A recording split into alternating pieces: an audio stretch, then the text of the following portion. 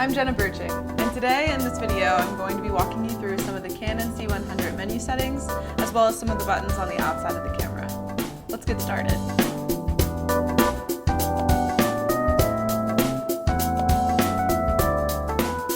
The first step is powering on your camera. You're going to come to the side of the camera here and look for this toggle. Up powers the camera on, so go ahead and turn the lever towards camera. And you'll notice that it's powered on by seeing an image pop up on your screen here. If you don't see an image, check your connections, check your PTAP cable, check your battery power, or you may even have your lens cap on. While we're over here, I'd also like to bring your attention to the media button. Toggling down to media is going to show you playback, so you can review any of the clips that you may have just filmed. You'll notice all of the icons will pop up here, and in order to fast forward, to play, or to stop any of the playback clips, you can press these buttons here on the back of the camera. Just like that. The first thing you're going to want to do is reformat your memory cards. Remember, you have two 128 gig cards that are in slot A and slot B. They might be filled with previous projects, so it's important before you do anything else to know that you've cleared space for you to record your project. It's also helpful to reformat the cards after you have taken all of your media into your external hard drive after recording your project as well. To do that, you're going to want to use the menu button to get into your menu settings. So go ahead and press that button, and then you can use the toggle to go all the way down to the wrench. Once you get to the wrench, you can just press over to the right, and you're going to scroll all the way down. You'll see Initialize Media. Toggle over to the right, and you can access slot A or slot B. I think it would be important to completely reformat both cards before recording, so you know you have space on both cards. You want to press Complete, and then scroll over to OK. It should take just a minute, and then you can go ahead and press OK by just pressing in on the toggle. And you can go down to slot B and do the same thing again. And now you have two full cards that you're ready to record with. Now let's talk about your recording format. You're going to want to be recording MP4 and a frame rate of 2398. To get there, go back into your menu settings, go back to the wrench, and then scroll over until you see MP4. Select MP4 and just make sure that it says frame rate 2398 and 24 for the bit rate. That should be HD. If you'd like to record in slow motion, just press cancel to go back and scroll all the way down until you see special recording. You can toggle down to slow motion and select 5994. Now let's work with exposure and talk about ISO. You can get to your ISO on your camera through two ways. We're going to start by just accessing the monitor here. If you press the display button, you'll reveal a lot of different information. We just want to deal with the ISO, which is at the bottom here. And to get to that and adjust it, you just press in on your toggle until it's highlighted in orange. And now we can scroll up or down to increase the brightness or add in darkness and shadows, which we can read in our graph here. If you can, try to stay around 850, which is the native and recommended ISO. This will give you the greatest dynamic range in your image without digitally enhancing or reducing the image quality.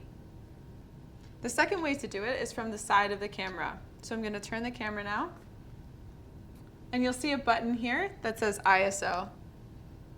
Once you press that, it'll again highlight in orange, and we can increase or decrease the brightness of our image. Now let's talk about shutter speed. Just like ISO, you can get to this in two different ways.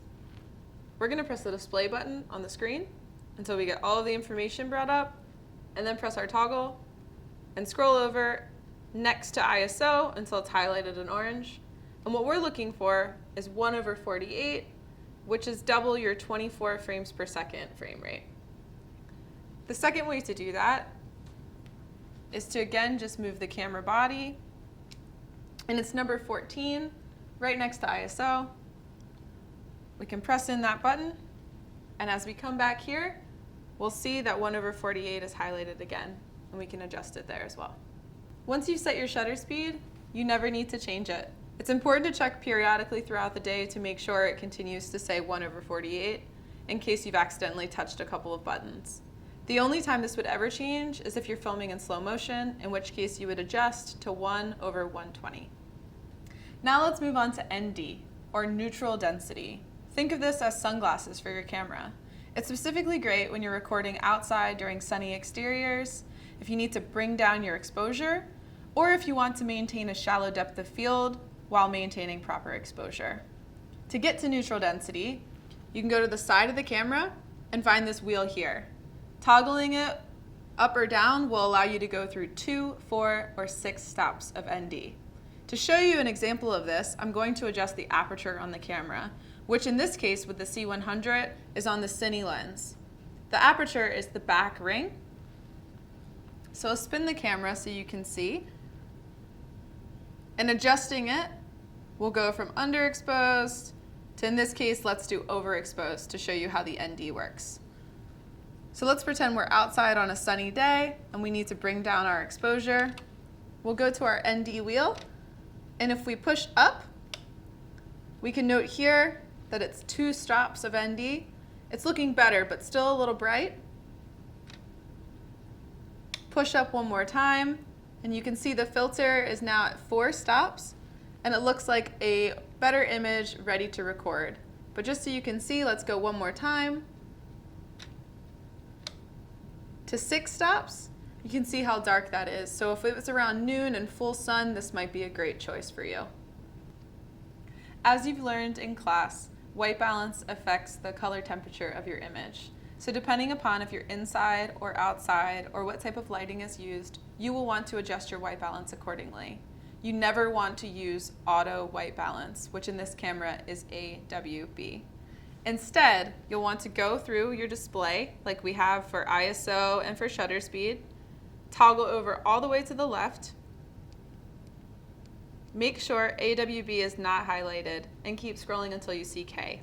K stands for the Kelvin Scale, which will let you manually decide by toggling up or down what number matches your lighting. So in this case, we're filming with tungsten lights, so I want to scroll down to 32K and then press in on the toggle to set our white balance. If you're unsure what color temperature you're filming in, it's also great to have a white card where you can manually set the white balance. So go back over to where the K is until you see the A or B icon, and then we'll move to the other side of the camera, pointing at a white card, we'll hold down the matching icon. So I'm going to flip to our backdrop here and just hold this down until we see the color temperature appear correctly on the screen. And there you have it. Now that we're ready to record, it's also helpful to utilize a few functions on the camera to set and monitor focus and exposure throughout the day. This is specifically important if you're filming in different locations, or if you have a subject moving, or you're pulling focus from one object or one person to another. To utilize magnification and peaking, you're going to press number 8 and 9 on the side of the camera. Magnification is also accessible at number 7 on this part of the camera. Magnification is just digitally punching in on the object or the subject's eyes where you want to grab focus. You're not zooming in, you're just digitally punching in, which means you're not adjusting the focal length. Now that we've punched in, I can use the toggle, which is next to the 7, or the toggle on the screen here, to center my subject's eyes or my object in the frame. Now that I have it magnified, I'm just going to spin my focus ring until the red is at its boldest, which you can see on the outline here, which guarantees that my object or my subject is in focus. Once I've done that, I can press magnification again to digitally punch out and see the full frame of my image. I like to keep focus assist or peaking on while I'm filming, especially if I'm filming handheld, to guarantee that my film is always in focus. Okay. Now let's move on to monitoring your exposure throughout the day. We're going to use the zebra function, which is number 10 on the side of your camera. And if you select that, it'll help you monitor overexposure. As I pan back towards my image, what we're looking for is just a small amount of zebras in our frame. This could be a cloud, for example, if we're filming outside, or it could be a bright white house, or it could be a light bulb in a lamp if you're filming a living room scene. If there's small details in the background that are in the 90 percentile, it means that they're just close to becoming overexposed, but we still have a little bit of detail. To help us reference that amount of detail, we can also press number 16, which is our Waveform Monitor. As we open up our aperture, overexposed will send everything up towards 100, which you can read here, and underexposed sends everything down towards 0. So we're looking at more of a healthy range in the 60 to 70 percentile. As you can see, once we arrive here at our waveform, we just have a small sliver of zebras on our white seamless, which makes sense because it's the brightest part of our image. But if our entire image is filled with stripes, that means we do not have any information and we cannot get this back in post-production. To customize and set your zebra stripes, you can go into the menu setting here, scroll down to the rectangle, press right to go over, go to our zebras, and then we can customize 1 or 2 zebras. I like to set mine at 90% because it allows me a little bit of room as a safety net before things are completely overexposed, which would be at 100%. You can use whatever percentage you think is safest for you, and that's how you monitor exposure. Last but certainly not least, I want to talk a little bit about audio. In this case, we're going to be talking about just recording reference or scratch audio that will help you along in your edit. This is assuming that you are recording double system sound.